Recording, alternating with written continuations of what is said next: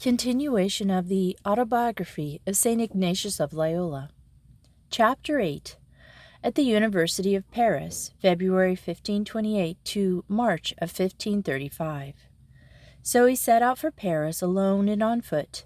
He reached Paris in the month of February, more or less, and as he told me, it was in the year 1528 or 1527. He lodged in a house with some Spaniards and went to study humanities at Montaigu. The reason was that they had made him advance with so much haste in his studies that he was found to be very deficient in fundamentals. He studied with young boys, following the order and method of Paris. When he first came to Paris, a merchant gave him 25 escudos for a bill of exchange from Barcelona, which sum he gave to one of the Spaniards in the lodging-house to keep. But in a short time the latter spent them and had nothing to pay him with. So, after Lent, the pilgrim had nothing left because he had spent the money, and because of the reason mentioned above. He was compelled to beg, and also to leave the house where he was living. He was received in the hospice of St. Jacques, beyond the Church of the Innocents. It was very inconvenient for study because the hospice was a good distance from the College of Montaigu, and it was necessary to return at the sound of the Ave Maria in order to find the door open and to leave at daybreak. Thus he could not attend very well at his lessons. Having to seek alms to support himself was another difficulty. Almost 5 years had passed now since he had stomach pains, so he began to subject himself to a greater penance and abstinence, spending some time of his life at the hospice and begging, and seeing that he was making little progress in his studies, he began to wonder what he should do. Seeing that there were some who served some of the regents in the colleges and had time to study, he decided to seek a master. He kept this consideration and intention to himself and found great consolation in it, imagining that the master would be Christ, that one of the students would be called St. Peter and another St. John, and so with each one of the apostles. When the master commands me, I will think that Christ commands me. When someone else commands me, I will think that St. Peter commands me. He worked very hard to find a master. On the one hand, he spoke to the bachelor Castro, and also to a Carthusian friar who knew many professors, and to others, but it was not possible for him to find a master.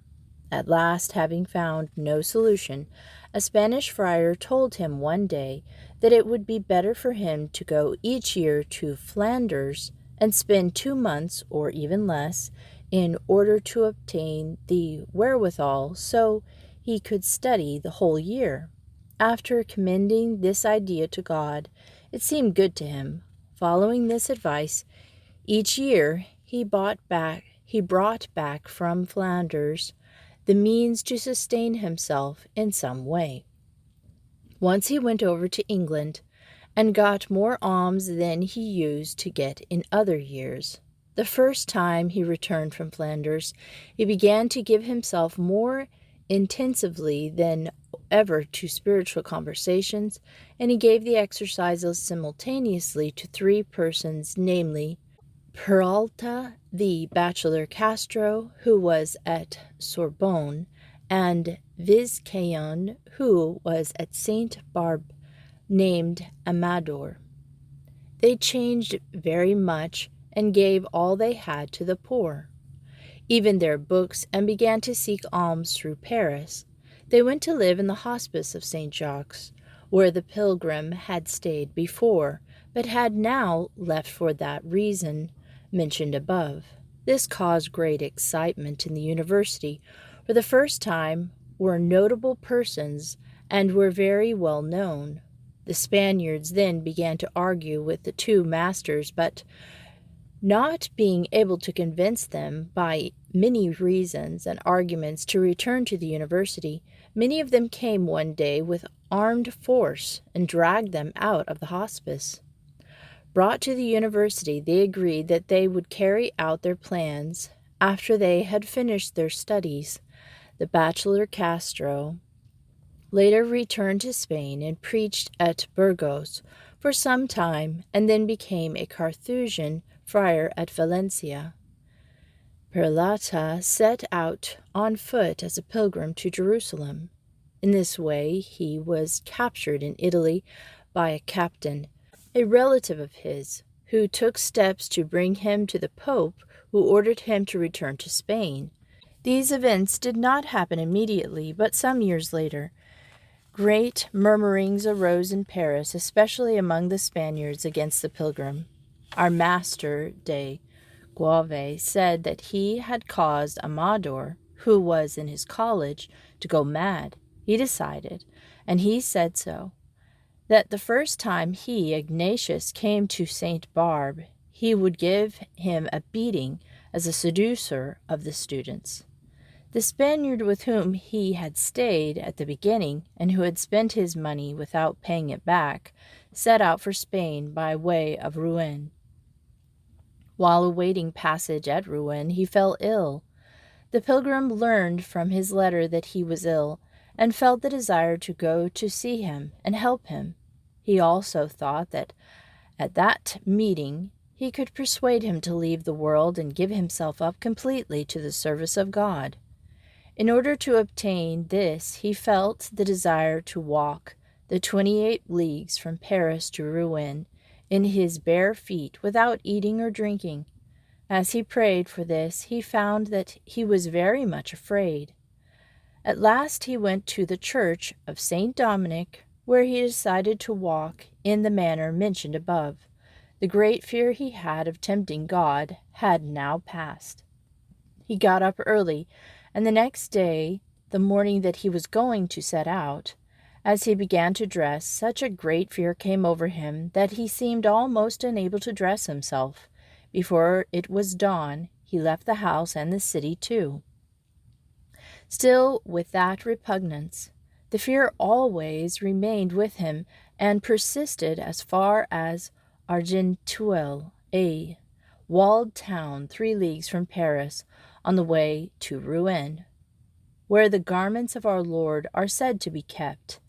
He passed the town with some spiritual travail, but as he climbed up a hill that fear began to go away. He felt great consolation and spiritual strength with such joy that he began to shout through the fields and to speak with God, and so forth. He lodged that night with a poor beggar in a hospital, having traveled 14 leagues that day. The next day he walked until he found a refuge in a straw hut. The 3rd day he reached Rouen.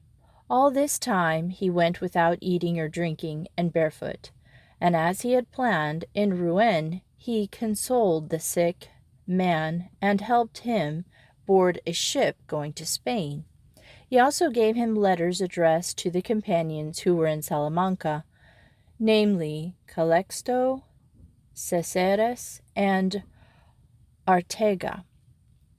Not to have to speak further of these companions, their lot was this: while the pilgrim was in Paris, he wrote frequently to them, as they had agreed, about the difficulty they would have in coming to Paris to study. But he also undertook to write Donna Leonor de Mascarenas to assist Calixto with letters to the court of the King of Portugal, so he could obtain one of the scholarships which the King of Portugal gave in Paris. Donna Leonor gave Calixto the letters and a mule to ride and quattrini for his existence. Calixto went to the court of the King of Portugal, but in the end he did not come to Paris. Rather, returning to Spain, he went to the India of the Emperor. With a certain spiritual lady, he returned to Spain later, but went to the same India again, and then returned to Spain a rich man. He caused astonishment in Salamanca to all who had known him before. Caceres returned to Segovia, his native place, and there began to live in such a manner that he seemed to have forgotten his initial intentions. Ortega was made a commodore. Later, when the society was already in Rome, he was given a bishopric in India. He wrote to the pilgrim to give it to one of the society, but the answer was in the negative. So he went to India of the emperor as a bishop and died there in strange circumstances.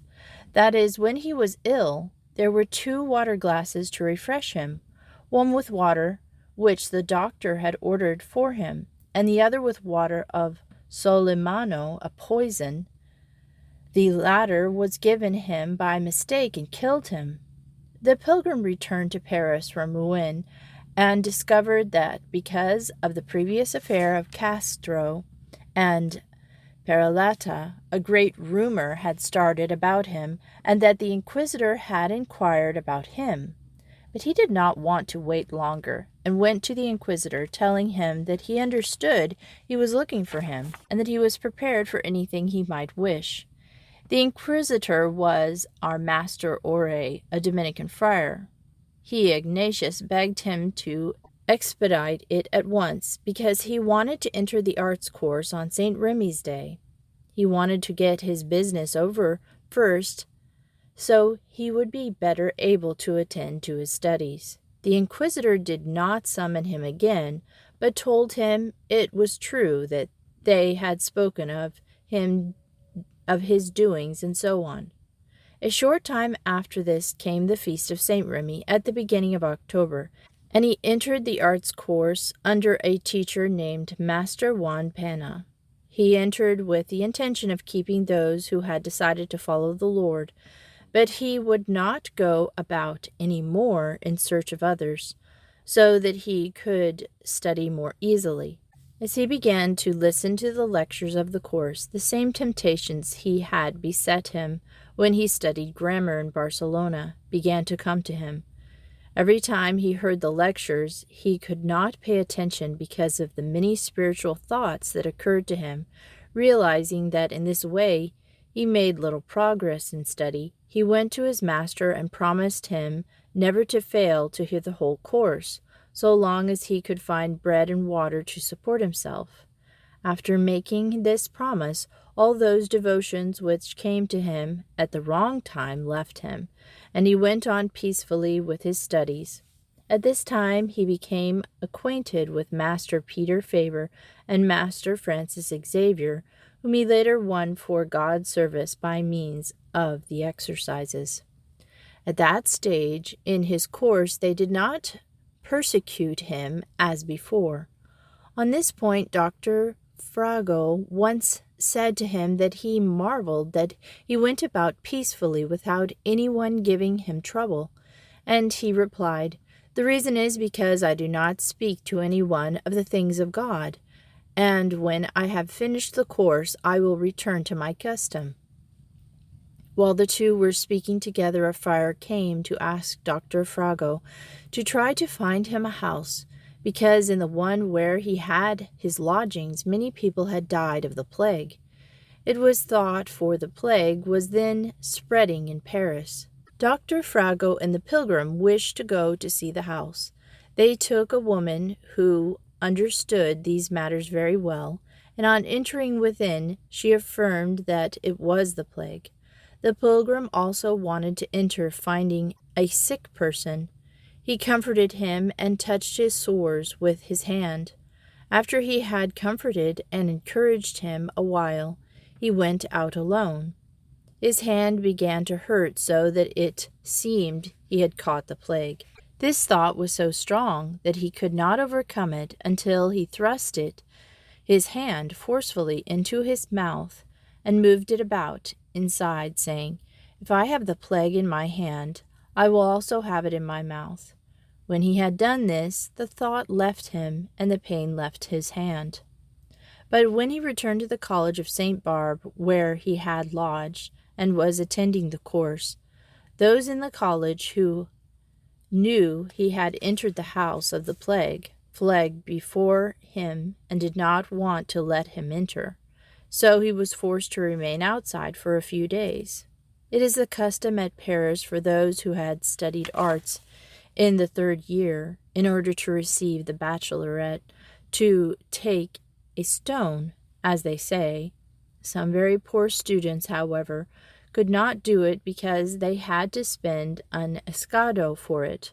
The pilgrim began to wonder whether it would be wise for him to do so. Finding himself in great doubt and irresolute, he decided to put the matter in the hands of his master, who advised him to take it, and he did so. There was not lacking, however, some critics. At least one Spaniard commented upon it. Now at this time in Paris he was very sick in his stomach, and every 15 days he had a stomach ache, which lasted a good hour, and gave him a fever. Once the stomach ache lasted 16 or 17 hours. At this time he had already finished the art course, and had studied theology for a few years, and had gathered the companions. His illness continued to get worse, but he could not find a cure, though many were tried. The doctor said that nothing else but his native air could help him. The companions gave him the same advice, and did so with great insistence. Now at this time they had all decided what they had to do, namely to go to Venice and then to Jerusalem to spend their lives in the service of souls. And if they were not given permission to remain in Jerusalem, they would return to Rome and present themselves to the Vicar of Christ, so that he could make use of them wherever he thought it would be the greater glory of God and the service of souls.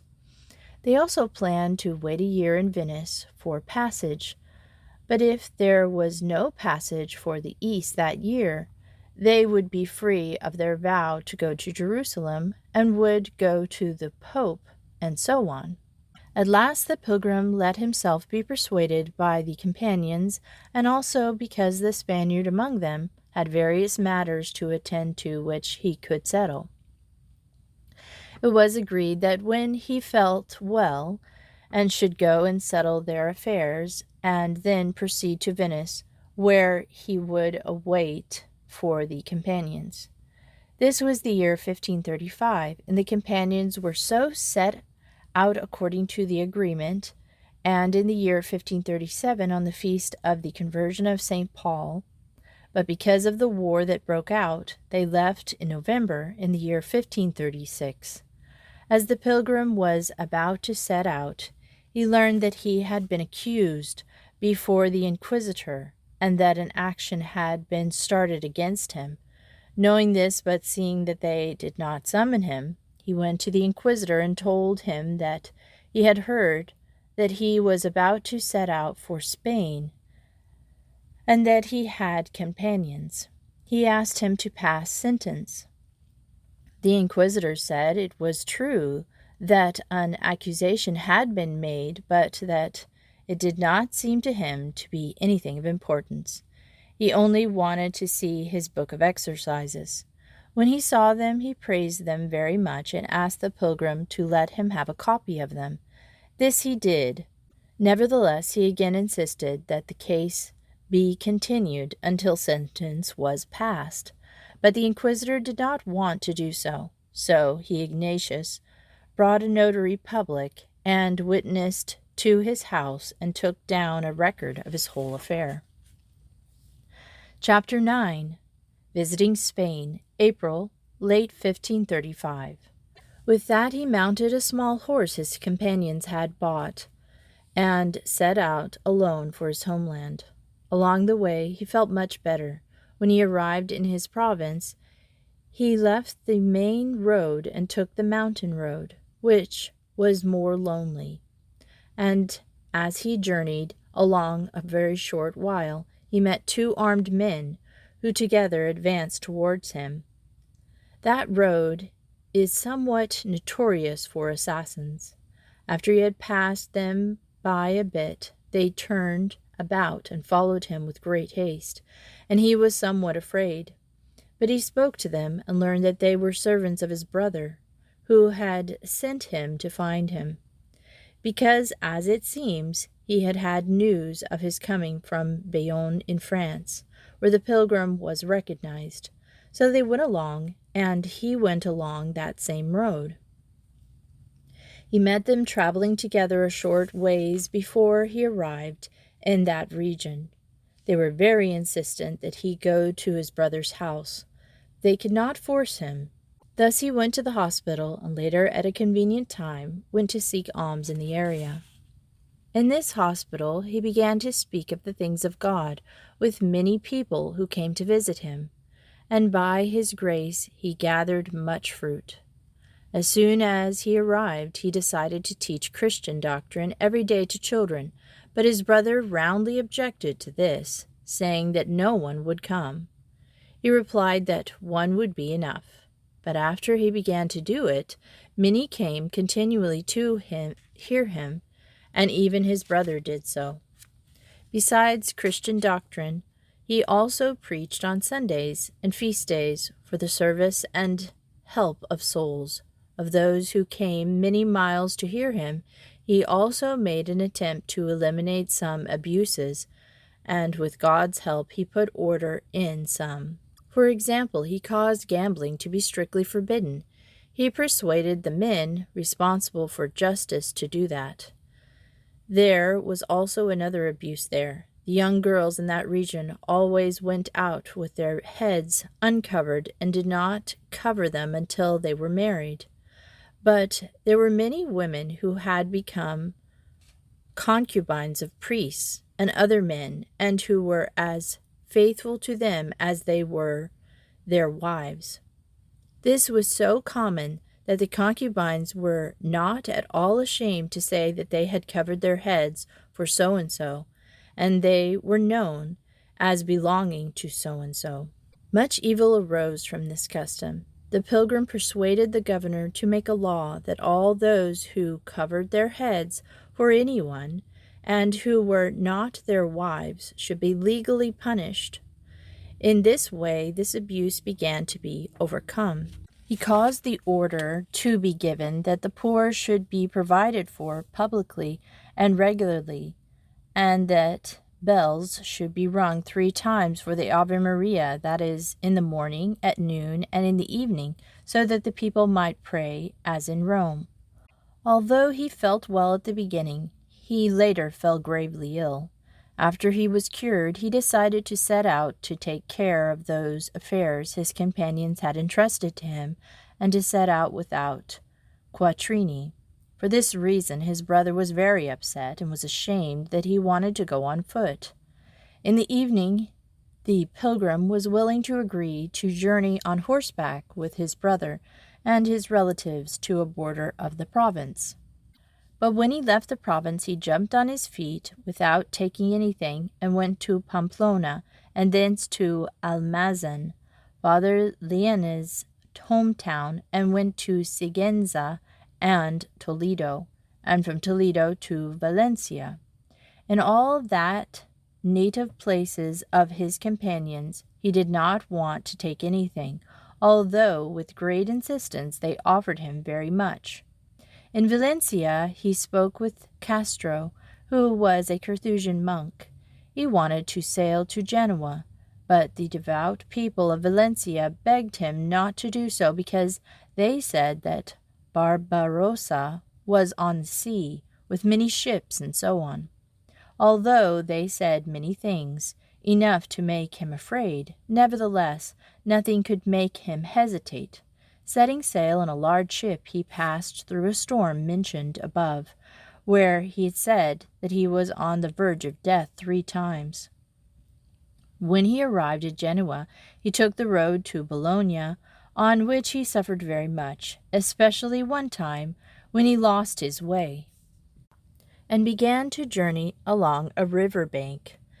Down below, the road was up above, but as he went further along, the path began to get narrower, and it became so narrow that he could no longer go forward nor turn back. He began to crawl along, and in this way he covered a good distance with great fear, because each time he moved he thought he would fall into the river. This was the greatest toil and bodily travail that he had ever had, but at last he got out of it. he wanted to enter Bologna, and as he was crossing over a small wooden bridge, he fell under the bridge.